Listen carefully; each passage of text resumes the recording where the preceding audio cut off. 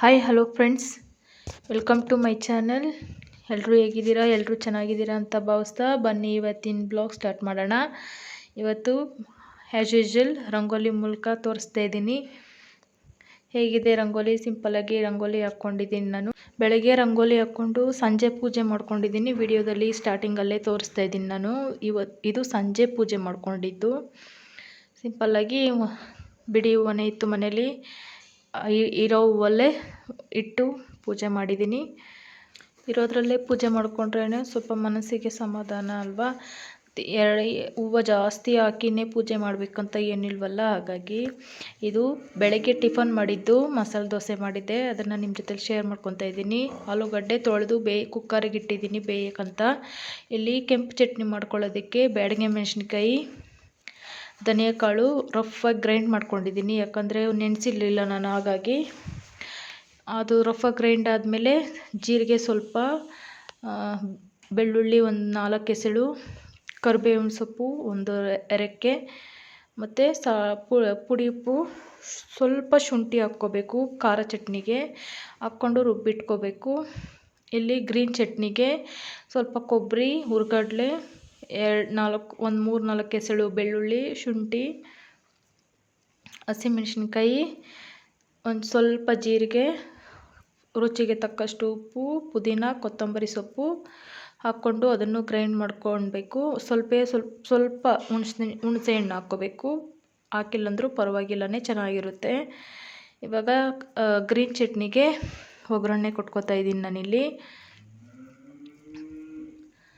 First ಚಟ್ನಿಗಳು ready ಇತ್ತು ಅಂದರೆ ದೋಸೆ ಬೇಗ ಮಾಡಿಕೊಡ್ಬೋದು.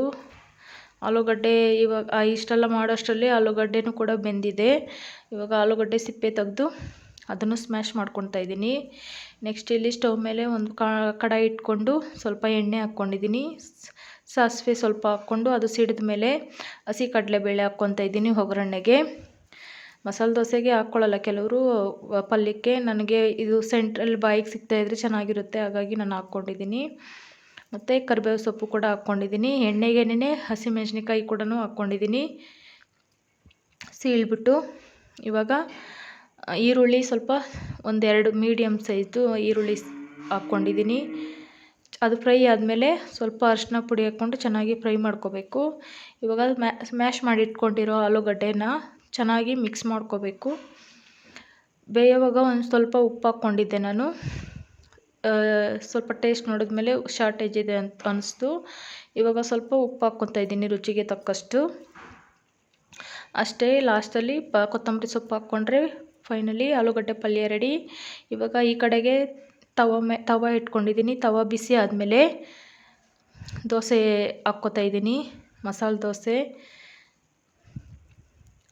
ನೋಡಿ, ಈ ಥರ ದೊಡ್ಡದಾಗೆ ಹಾಕ್ಕೋಬೇಕು ಮಸಾಲೆ ದೋಸೆಗೆ.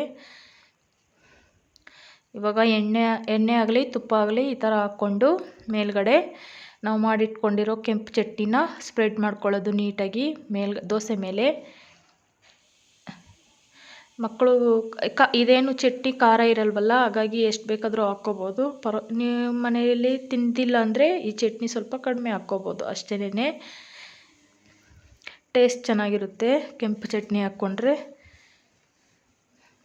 ನೋಡಿ, ನಾನು ನೀಟಾಗಿ ಸ್ಪ್ರೆಡ್ ಮಾಡ್ಕೊತಾ ಇದ್ದೀನಿ ಚಟ್ನಿನ. ಇವಾಗ ಸ್ಪ್ರೆಡ್ ಮಾಡ್ಕೊಂಡಿದ್ದಾಯಿತು. ಆಲೂಗಡ್ಡೆ ಪಲ್ಯನ ನಮ್ಗೆ ಎಷ್ಟು ಬೇಕೋ ಒಂದು ದೋಸೆಗೆ ಅಷ್ಟು ಪಲ್ಯನ ಹಾಕ್ಕೊಂಡು ದೋಸೆ ಒಂದೇ ಕಡೆ ಬೇಯಿಸ್ಕೋಬೇಕು, ತಿರುಗಿಸಿ ಹಾಕೋಕ್ಕೆ ಹೋಗಬಾರ್ದು. ಆಯಿತು, ಇವಾಗ ಬೆಂದಿದೆ ನೋಡಿ ದೋಸೆ.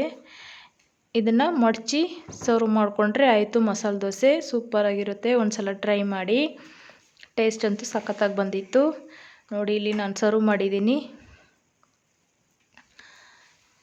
ಇದು ತೆಂಗಿನಕಾಯಿ ಎಕ್ಸ್ಟ್ರಾ ಇತ್ತು ಮನೇಲಿ ಪೂಜೆಗೆ ತಂದಿದ್ದು. ನಾನು ಪೂಜೆಗೆ ಸಾರಿಗಂತ ಸಪ್ರೇಟಾಗಿ ಏನು ತರಿಸಲ್ಲ. ತಂದಿದ್ದನ್ನು ಈ ಥರ ಕ್ಲೀನ್ ಮಾಡಿ ಇಟ್ಕೊಂಡ್ಬಿಡ್ತೀನಿ. ಹಂಗೆ ಇಟ್ಟರೆ ಈ ಜುಟ್ಟು ನಾರಿದೆಯಲ್ಲ, ತೆಂಗಿನ ನಾರು, ಅದೆಲ್ಲ ಸ್ವಲ್ಪ ಗಲೀಜಕ್ಕ ಅನಿಸುತ್ತೆ. ಅದು ಡಸ್ಟೆಲ್ಲ ಉದುರ್ಕೊಂಡು ಸ್ವಲ್ಪ ಇಟ್ಟಿರೋ ಜಾಗದಲ್ಲೇ ಸ್ವಲ್ಪ ಚೆನ್ನಾಗಿ ಕಾಣಿಸೋದಿಲ್ಲ. ಹಾಗಾಗಿ ನಾನು ನೀಟಾಗಿ ಈ ಥರ ಬಿಡಿಸಿಟ್ಬಿಡ್ತೀನಿ. ಪೂಜೆಗಾದರೂ ಎತ್ಕೋಬೋದು ಅಥವಾ ಸಾಂಬಾರು ಮಾಡಬೇಕಾದ್ರೆ ಕೂಡ ಎತ್ಕೋಬೋದು.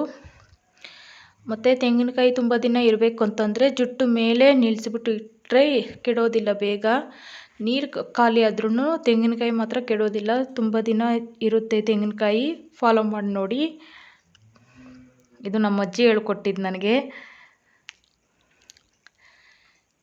ಯಾವಾಗೂ ಅಷ್ಟೇ, ಸ್ವಲ್ಪ ಟೈಮ್ ಇಲ್ಲ ಅಂತ ಬಿಡೋದಿಲ್ಲ. ಟೈಮ್ ಇತ್ತು ಅಂದರೆ ಬೇಗ ತೆಂಗಿನಕಾಯಿ ಹಂಗೆ ಇಡೋದಿಲ್ಲ, ಸುಲಿದಿಟ್ಟಿಟ್ಬಿಡ್ತೀನಿ. ಪೂಜೆಗೂ ಅರ್ಜೆಂಟಿಗೆ ಬೇಕು ಅಂತಂದರೆ ಹಂಗೆ ಎತ್ತಿ ಹೊಡ್ಕೊಬೋದಲ್ವಾ, ಹಾಗಾಗಿ.